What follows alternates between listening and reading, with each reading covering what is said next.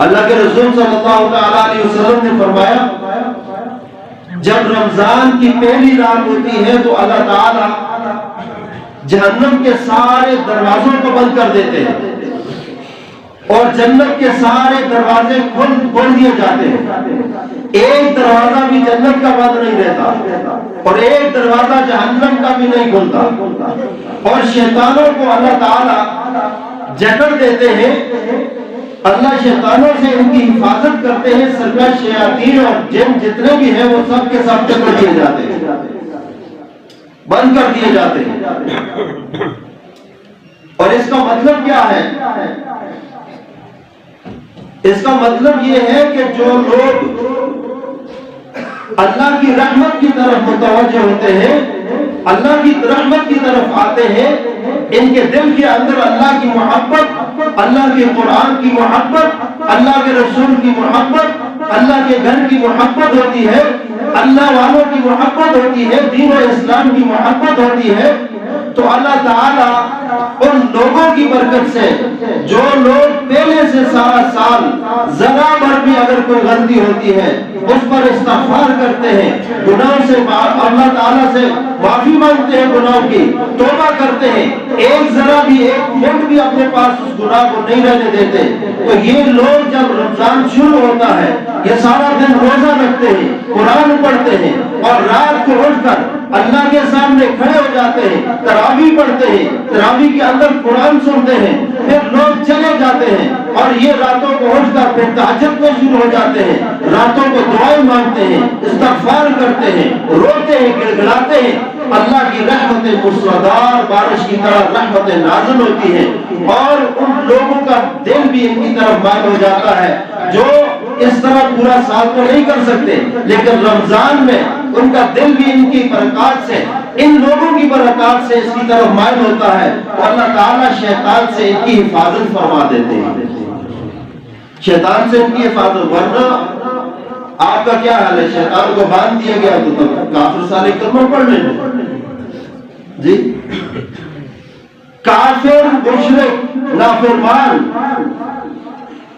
خدا ناشناس, گناہگار اور جس کی کوئی جو ہے اس طرف توجہ نہیں ہے اللہ کی طرف, اللہ کے دین, اس کے دل میں کوئی جنت کا شوق, جہنم کا خوف نہیں, اللہ کی ملاقات کا کوئی شوق نہیں ہے اس کے دل کے اندر. ایسے لوگوں کے لیے تو شیطان آزاد ہے, وہ تو شیطان ان سے اپنے آپ کام کرواتا ہے. یہ تو اللہ ان لوگوں کی برکات سے یہ ان پر نازل فرما. جس نبی علیہ السلام نے فرمایا رمضان کا پہلا حشرہ رحمت ہے, دوسرا حشرہ مغفرت ہے اور تیسرا حشرہ جہنم سے چھٹکارا, جہنم سے آزادی. علماء نے اس کی تفسیر کرتے ہوئے, تشریح کرتے ہوئے فرمایا کہ یہ جو لوگ پورا سال اللہ کی عبادت میں لگے ہوتے ہیں, بندگی میں لگے ہوتے ہیں, انہی کی برکت سے اللہ رب العزت کی رحمت کے دریا رمضان میں خصوصی کھل جاتے ہیں. نیکیوں کا جو وزن ہے پڑھنا ہے وہ بھاری ہونا, اس کا ان کی قیمت زیادہ ہو جاتی ہے. جیسے آپ اس رمضان کے اندر ایک آدمی نفل پڑھتا ہے تو گویا گھیرے رمضان میں جس طرح فرض پڑتا ہے اتنا اجر اللہ تعالیٰ اس کو نفل کا رمضان میں دیتے ہیں, اور فرض بننے کا اجر اللہ 70 فرضوں کے برابر اس کو عطا کرتے ہیں. نیکیوں کا بھی ان کی قیمت بھی زیادہ ہو گئی اور رمضان کا مہینہ بھی ہے, قرآن کی برکات بھی ہے, اور وہ لوگ جو سارا سال اللہ کی بندگی میں لگے ہوتے ہیں وہ بھی اللہ کی جو عبادت میں, بندگی میں, اطاعت میں اور زیادہ مشغول ہو گئے, اور زیادہ لگ گئے. اللہ کی رحمتیں اس طرف آنا شروع ہو گئی. پھر وہ لوگ جو پورا سال اس طریقے سے تو نہیں کر سکتے اللہ کی اطاعت عبادت جس طرح خاص لوگ کرتے ہیں, تو اللہ تعالیٰ ان لوگوں کے دل بھی کھینچ لیتا ہے اس طرف, اور دوسرے حشرے کے اندر اللہ ان کی مغفرت کا اعلان فرما دیتا ہے. اور ایک دوسرا طبقہ اور ہے جو پورا سال نافرمانی میں گزارتا ہے, پورا سال فطرت کے اعتبار سے ذرا بہتر ہے, اچھا ہے. تو انہی برکات کی وجہ سے جب پہلے لوگوں کی برکات کی وجہ سے رحمت ہوئی اور رحمتیں نازل ہوئی، ان کے دل بھی اس طرف مائل ہونا شروع ہوئے کہ روزہ ہے، رمضان ہے، بعض اوقات کوشش کرتے ہیں جائے مسجد میں نماز پڑھے، ان کی طرف آنا شروع ہوتا ہے، دل ادھر مائل ہوتا شروع ہوتا ہے۔ اور جب درمیانی حشرہ کے اندر اللہ تعالیٰ ان لوگوں کی بھی مغفرت فرما کر پیموں کے ساتھ ان کو بھی ملاتے ہیں تو رحمت کے دریا اور زیادہ شروع ہو جاتے ہیں، تو ان کا دل بھی ان کی طرف اور مائل ہوتا ہے اور توبہ کی توفیق مل جاتی ہے۔ جب یہ توبہ کرتے ہیں تو آخری حشرہ میں اللہ ان کے لیے بھی جہنم سے آزادی کا اعلان فرما دیتے ہیں۔ آخری حشر میں پھر اللہ کی رحمت کا دریا اور جوش مارتا ہے، جوش کے ساتھ آتا ہے، تو اللہ ان کی بھی مغفرت فرما دیتا ہے، ان کی بھی بخشش ہو جاتی ہے۔ اللہ کے رسول صلی اللہ تعالی علیہ وسلم نے فرمایا ہلاک ہو جائے وہ شخص، برباد ہو جائے جس کی زندگی میں رمضان آئے اور وہ اپنے گناہوں کی معافی نہ مانگ سکے، اپنے آپ کو جہنم سے آزاد نہ کر سکے۔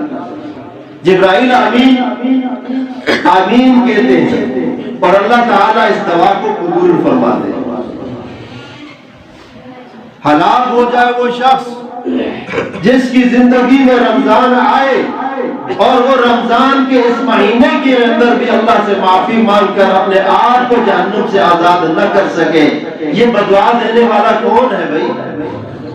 حضور سے بولے کون ہے؟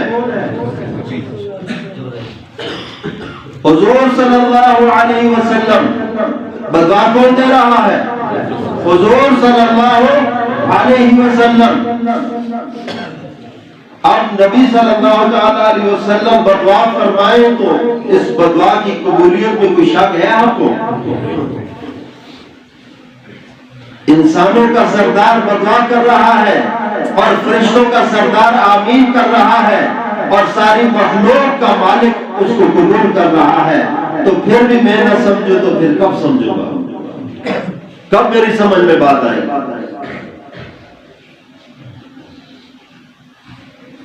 تو لہذا روزے کا جو مقصد ہے، روزے کا مقصد وہ یہ ہے کہ ہم اپنے نفس کو اپنے قابو میں کر لیں اور اپنے اندر کی جو خواہشات ہیں، جو نفسانی خواہشات ہیں، یہ ساری کی ساری اللہ کے احکام کے تابع کر لیں اور ہمارے اندر جو حیوانیت والا پہلو ہے، روحانیت والا پہلو اس پر غالب آ جائے، بہیمیت والا پہلو اس کے تابع ہو جائے، اس کے فرمانبردار ہو جائے۔ ساری زندگی جب تک